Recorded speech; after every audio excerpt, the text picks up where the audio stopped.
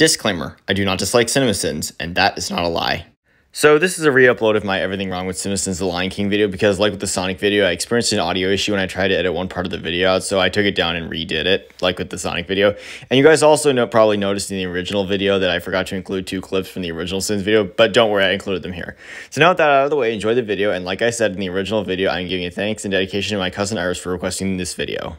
33-second Disney logo in the 90s makes me thankful this isn't a Pixar joint as well. Jeremy complains about the logo's cliche. These lazy-ass birds are lazy. Or maybe they just need a break from flying. Even God shares his approval of the new lion cub by shining light down at the appropriate moment. Hopefully he'll save Simba's dad when the time comes, too. And like I've said before, that doesn't happen, so this is not a sin. Scar pretty much had no choice but to be a villain, since his parents named him Scar, and he was born with evil eyes. Actually, according to the Villains Wiki, Scar's real name was Ascari, and the reason why he got the nickname Scar is because a blue cobra bit him and Mufasa gave him the nickname. His son was awake. So they got James Earl Jones and Madge Sinclair to basically reprise their roles as King and Queen from Coming to America. So does that mean Simba's gonna go to Queens and work at a McDowell's? Does Simba one day get pulled over for having a transvestite hooker in his car? Well, always nice to be back to the Golden Arcs. I never get to go anywhere. You're like 6 days old, dude. Jesus. There's nothing that suggests that Simba is 6 days old at this part of the movie. Simba walks in on Nala while she's taking a bath. I mean, because they're animals, they're covered with fur, so this is not really inappropriate. Betrothed, intended, affianced. I mean, you're gonna do it. Oh, I'll just press the button for the stimulator. I mean, the elevator. I don't really get how that's a sin of this movie. But you two turtle doves have no choice. Having no choice is like the baseline attribute of a Disney character. No, it's not. Many Disney characters have many things to choose between on their journeys. For example, in The Princess and the Frog, Tiana chose to stay a frog and be with Naveen instead of getting her restaurant, which I'm well aware you didn't understand. This whimsical break in the song could have been genuinely tragic. But it wasn't, so why is this a sin? Look, I know we're in a cartoon musical where anything can happen, but I'm drawing the line at synchronized animal pyramid stacking. What's with the contradiction here? You say that you're aware that this movie is a fantasy where anything can happen, then you say it can't happen. Why? The elephant graveyard is creepy and cool, but how do all the elephants know to come here right before they die? Wouldn't some of them be like, F it, I'm dying right here where I am? Or are you saying they die, but then other elephants or hyenas or some animal carries the bones all the way here just to keep this creepy spot a thing? Or maybe a lot of elephants were killed at this place? Zazu's zombie corpse shows up just in the nick of time to start what we here at CinemaSins would now like to call the Flying Dead. I get that this is a joke, but Zazu is not dead. Did we order this dinner to go? No. Why? 'Cause there it goes! Nice joke, considering you spent precious seconds of escape time to come up with it. This is yet another one of those cases of Jeremy sinning something he likes without taking a sin off. This is the longest spine anyone has ever slid down to escape in the history of spine slide escape. Yeah, so how exactly is it wrong that the spine is very long? So Scar's plan to get Simba into the northern border actually worked, but if he successfully killed Simba, then what? Was his plan to then kill Mufasa? Like I've said before, that did not happen, so this is not a sin. Well, you know, it wasn't exactly like they was alone, Scar. Yeah, they were very alone for a good long while, but then you started talking before eating them and let them run away somehow. Then they weren't alone. Well, Zazu was with Simba and Nala, so they were not alone.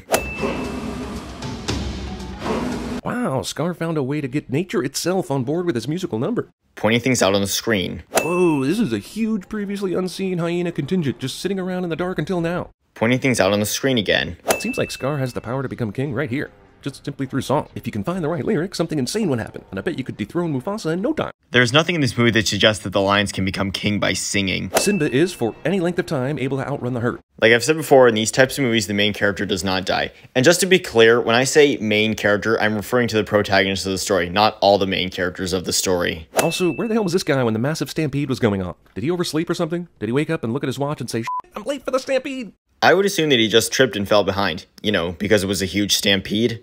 Run away and never return. Question, why doesn't he just kill and or eat Simba right now? There are no witnesses. And if he's telling him to run away, there's obviously a benefit for Scar to having Simba out of the picture. I'll admit that you're not wrong here, but the reason why Scar doesn't kill Simba is because he wants it to seem like he was never involved with Mufasa's death. Kill him. What? This is even worse than not killing him. Why didn't you kill him 6 seconds ago? Why are you letting this turn into a game for the hyenas and Like I said in the previous sin, Scar wants it to seem like he was never involved with Mufasa's death. Timon and Pumbaa ex machina? But my question is, why do they even give a Probably because they care enough to help someone out who's about to get eaten.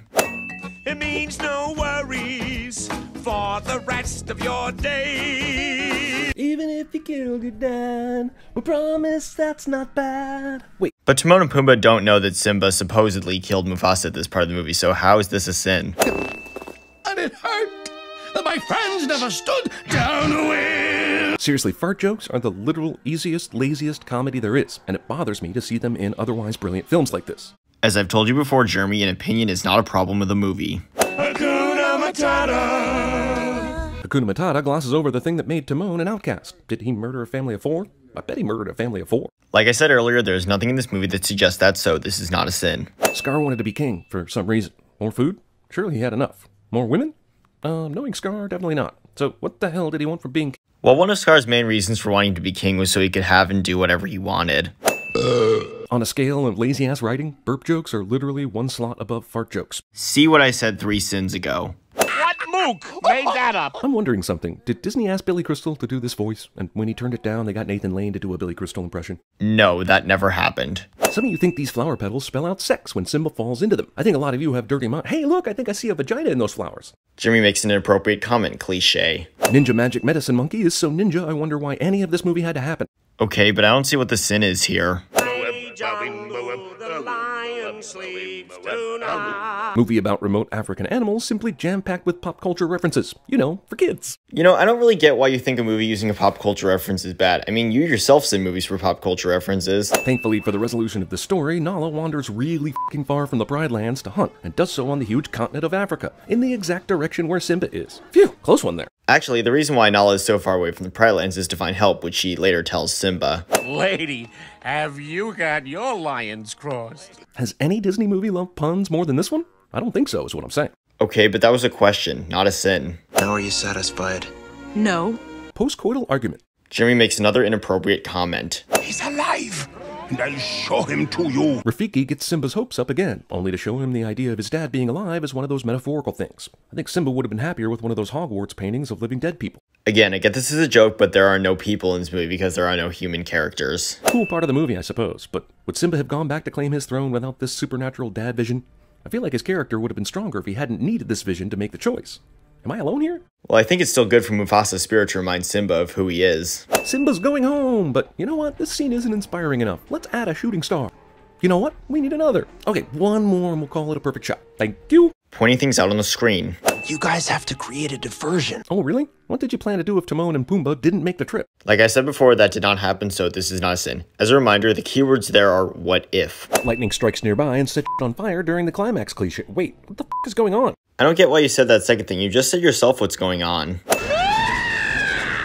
Well, it's over now. Benson has joined the battle. Yes, Benson is another character played by Robert Guillaume, and he's from another completely unrelated series. Are you talking to me? Now they're in for it. They call me Mr. Pig!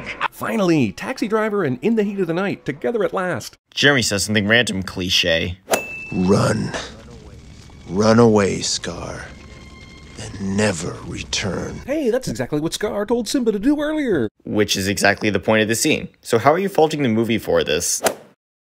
And here's the end result, everybody. This in total was 340, and the sentence will be Spirited Stampede. Thank you for watching, everybody, and have a nice day.